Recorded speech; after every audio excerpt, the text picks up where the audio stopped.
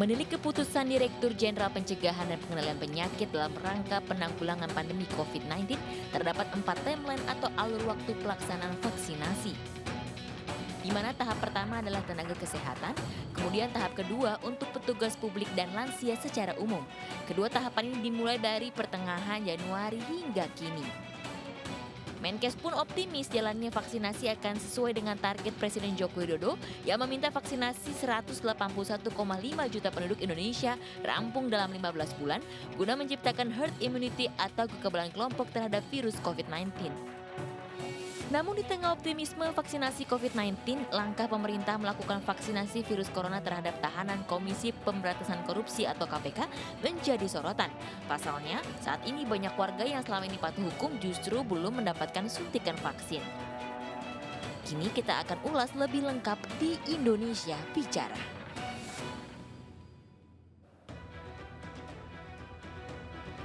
Anda kembali menyaksikan Indonesia Bicara, pemirsa. 1 tahun berselang begitu ya, kurang lebih pandemi masih melanda tanah air kita. Berbagai upaya terus dilakukan, salah satunya juga dengan melakukan program vaksinasi yang saat ini tengah digalakan oleh pemerintah. Nah, tema malam hari ini ya ini adalah koruptor yang menjadi target vaksinasi.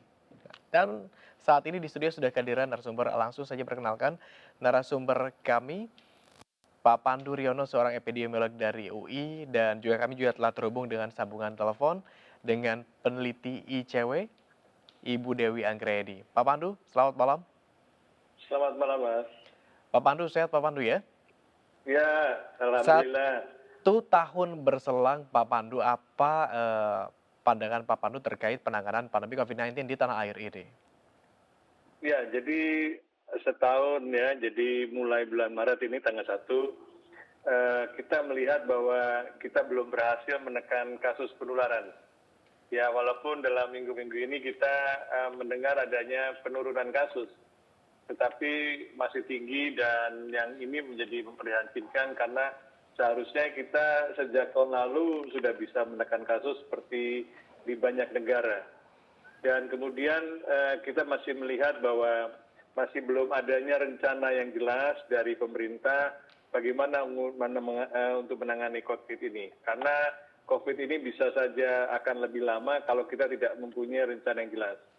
Jadi sekarang sudah peran Kementerian Kesehatan sudah besar, sudah waktunya peran Menteri Kesehatan untuk diberikan peran yang lebih besar. Sehingga kita lebih fokus pada penanganan untuk surveillance, kemudian promosi penduduk untuk 3M, dan kemudian melakukan vaksinasi pada penduduk yang paling berisiko. Baik, Anda tadi melihat bahwa ini seharusnya 1 tahun yang lalu sudah bisa diselesaikan dengan baik begitu. Apa letak kekurangan, di mana letak kekurangan pemerintah dalam penanganan pandemi COVID-19 ini jika memang 1 tahun yang lalu harusnya sudah selesai ini? Ya, pertama pemerintah tidak siap. Kedua, pemerintah tidak mempunyai kebijakan yang tegas. Ketiga, pemerintah tidak mempunyai rencana jangka panjang yang strategis maupun jangka pendek bagaimana menangani pandemi. Sehingga masalah yang paling dasar yang harus dilakukan oleh pemerintah sampai sekarang belum bisa diselesaikan dengan baik. Yaitu apa? Penguatan surveillance COVID-19 yang terdiri dari 3 komponen yang menyatu adalah testing, pelacakan kasus, dan isolasi. Ini masih lemah. Kemudian promosi pada penduduk untuk 3M juga masih lemah karena masyarakat tidak dilibatkan sejak awal. Jadi peran serta masyarakat itu penting sekali. Ini yang menurut saya harus diperkuat terus. Kalau tidak, kita tidak mempunyai sistem yang baik dalam menghadapi pandemi dan menyelesaikan pandemi yang sekarang maupun untuk menghadapi pandemi yang akan datang. Baik, artinya perang ini bukan antara pemerintah dengan virus tersendiri, tapi juga diperlukan peran serta masyarakat. Nah, belakangan ini sudah ada semacam angin segar begitu ya, boleh dibilang dengan adanya vaksinasi, program yang digelarkan oleh pemerintah. Terlebih dahulu kemarin ke tenaga kerja, ke tenaga kesehatan maksud kami, kemudian juga ke beberapa pihak lain. Nah, sekarang yang menjadi isu adalah vaksinasi terhadap salah satunya narapidana koruptor. Saya ingin beralih terlebih dahulu ke Bu Dewi. Bu Dewi, Iya, halo? Anda menilai apakah vaksinasi terhadap narapidana koruptor ini sudah cukup tepat sasaran atau bagaimana? Eh, Kalau dari kami ICW begitu ya, melihatnya kurang tepat ya, karena informasi terakhir saja tenaga kesehatan itu baru 70% yang divaksin, dan itu data 2 minggu lalu begitu ya, per minggu kedua bulan Februari begitu. Jadi kita memang belum tahu kelanjutannya selama 2 minggu terakhir, tapi saya khawatir sepertinya 30% sisanya itu kemungkinan belum divaksin begitu. Jadi bisa dikatakan tenaga kesehatan ini belum semuanya tercover sebagai garda terdepan gitu ya, atau kelompok prioritas yang seharusnya mendapatkan vaksin. Nah, kemudian beralih kepada tahap-tahap selanjutnya, yaitu misalnya pekerja publik gitu ya. Banyak kriterianya seperti pengajar, kemudian pedagang, polisi, dan lain sebagainya. Nah, apakah koruptor ini masuk dalam kriteria pekerja publik?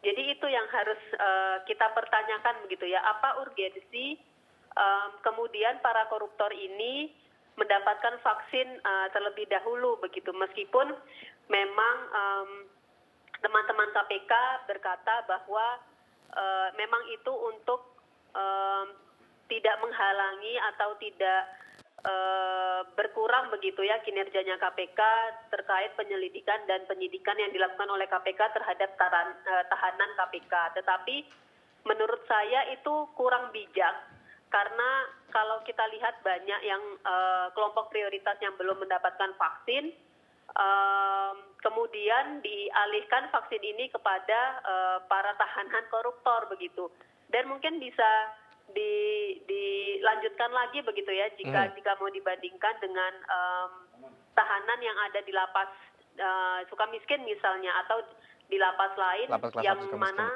ya bukan tahanan KPK, apakah mereka mendapatkan perlakuan yang sama begitu.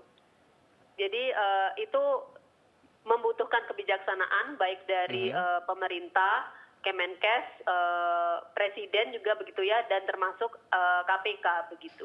Baik, dari ICW melihat bahwa ini masih belum sasarannya belum cukup tepat begitu ya, karena masih ada beberapa pihak yang harusnya lebih dulu diprioritaskan. Bahkan tenaga kesehatan saja beberapa persen ini belum selesai semua divaksinasi. Kita ke Pak Pandu. Pak Pandu, Anda sependapat dengan ini? Ya, saya melihatnya begini. Kita harus mempertanyakan sebenarnya tujuan vaksinasi itu apa? Tujuan vaksinasi adalah untuk mengendalikan pandemi. Apa yang disebut mengendalikan pandemi adalah untuk menekan angka hospitalisasi dan juga menekan kematian. Pada penduduk mana yang angka hospitalisasinya tinggi dan kematiannya tinggi? Yaitu pada lansia dan juga pada tenaga kesehatan. Karena itulah prioritas pertama yang harus dilakukan oleh pemerintah dan tegas dilakukan adalah pada nakes dan pada lansia. Jadi kalau ada napi yang lansia boleh, tapi lansia loh. Jadi ini penting sekali, apakah dosen, apakah sebagainya. Sekarang prioritasnya lansia dulu. Nanti kalau pejabat publik, selain usia, nanti harus kita pikirkan lagi prioritasnya apa. Jadi ini yang harusnya tegas dan sengaja kriteria itu diambangkan oleh pemerintah supaya ada manipulasi yang sekarang itu terjadi. Jadi ada upaya-upaya penyerobotan antrian. Anggota DPR, keluarganya sampai sopir dan pembantu rumah tangganya mungkin. Dan kemudian napi, kenapa napi? Ya kan? Napi yang seperti apa? Ternyata napi yang elit. Napi koruptor yang sebagian besar adalah elit. Mereka adalah pejabat dulunya, elit partai bahkan, sehingga menimbulkan ketidakadilan. Masyarakat sebenarnya marah. Ini ada ketidakadilan sebenarnya. Sudah mulai penyerobotan terhadap antrian. Semua masyarakat sabar. Tetapi keadilan ini akan merusak kepercayaan pada pemerintah. Pak Pandu, bicara tentang keadilan, kita ke Mbak Dewi terlebih dahulu. Bu Dewi, Anda juga sependapat bahwa ini juga jangan-jangan ada rasa-rasa tidak adil begitu yang dirasakan oleh masyarakat ketika melihat kok malah jadi narapidana koruptor terlebih dulu begitu, sedangkan ada beberapa pihak yang lain justru tergeser antriannya begitu. Ya. Iya, jadi seperti yang saya bilang tadi begitu ya, kalau misalnya kita melihat untuk membandingkan dengan tahanan-tahanan lain begitu, tentu saja bisa dibilang ada ketidakadilan yang mereka dapatkan terlepas dari apakah tahanan ini tahanan KPK atau bukan begitu ya. Ada sedikit keistimewaan memang terhadap tahanan-tahanan KPK begitu ya, bisa dibilang, tetapi terlepas dari itu tetap saja mereka ini bukan kelompok prioritas yang seharusnya mendapatkan vaksin begitu. Baik, Pak Pandu, siapa sebaiknya ini pihak yang meluruskan prioritas pemberian vaksinasi ini? Jika memang ini sebaiknya tidak diberikan terlebih dahulu begitu kepada narapidana koruptor. Ya, seharusnya Menteri Kesehatan. Saya percaya Menteri Kesehatan sebenarnya tidak bermaksud seperti itu. Tapi di negara ini Kementerian Kesehatan mendapat tekanan yang dari kiri dan kanan. Saya kasihan terhadap Pak Budi Gunadi yang sudah bekerja keras, tetapi ada permintaan-permintaan yang sulit untuk ditolak. Nah, ini yang menurut saya kita harus mendukung Pak Budi Gunadi selaku Menteri Kesehatan untuk memprioritaskan pada kelompok lansia. Beliau itu sangat concern terhadap lansia karena beliau ingin supaya menekan kematian dan juga menekan hospitalisasi yang selama ini menjadi masalah besar karena penuh. Dan di banyak negara yang memprioritaskan pada kelompok lansia, itu terjadi penurunan yang luar biasa. Kita ingin memberikan dampak psikologis yang besar bahwa pandemi ini kita bisa atasi. Kita ingin kurvanya menurun. Secara perlahan nanti kita akan mencapai semua penduduk divaksinasi sesuai dengan gilirannya. Nah, ini yang menurut saya menjadi perhatian kita karena ini adalah etika. Jadi janganlah melanggar yang sudah sesuai dengan aturan. Aturan itu adalah berdasarkan prioritas untuk penanganan pandemi. Baik, Pak Pandu, kita urut kalau begitu tilik lagi ke belakang. Jika memang seperti itu begitu kondisinya, kira-kira sebaiknya urutannya siapa dulu yang prioritas hingga akhirnya kita menentukan posisi kapan ini kalau begitu narapidana dan pihak-pihak tersebut akhirnya mendapatkan vaksinasi. Ya, jadi kalau urutan yang penting adalah tadi tergantung tujuannya. Jadi tujuannya kan adalah untuk menekan kematian dan menekan hospitalisasi. Pertama, nakes. Nakes terlebih dulu. Nakes itu harus 100% karena kita tidak mau nakes yang sudah sebagian besar terekspos virus dan sebagian meninggal itu menjadi bertambah banyak. Karena sistem pelayanan kesehatan kita tidak boleh kolaps karena pandemi ini masih panjang. Kedua adalah lansia. 50% lebih kematian itu dikontribusi oleh penduduk sebenarnya usia dari 50 tahun ke atas. Tapi 60 tahun ke atas juga tidak menjadi masalah. Sehingga ini menjadi penting sekali karena yang akan memberikan dampak yang besar sekali. Karena kita ingin rumah sakit tidak terlalu penuh, tenaga kesehatan bisa istirahat sementara waktu, dan juga kematian bisa kita tekan. Kemudian kita memikirkan berikutnya. Sekarang siapa tahapan berikutnya selain lansia? Tentunya adalah yang kita inginkan adalah pendidikan. Karena pendidikan harus mulai pulih kembali dan pelan-pelan adalah mulainya dari lansia, nakes, guru-guru dan sebagainya sudah mulai. Jadi dengan demikian kemudian pejabat publik yang menjadi penting untuk masalah berikutnya siapa? Nah, itu harus dibicarakan, didiskusikan secara terbuka. Tapi kalau semuanya diputuskan tiba-tiba sekelompok tertentu, tiba-tiba di Jogja adalah pedagang dan pelaku wisata. Pelaku wisata yang mana? Kalau pelaku wisata yang sudah senior, yang sudah 60 tahun ke atas, nggak apa-apa.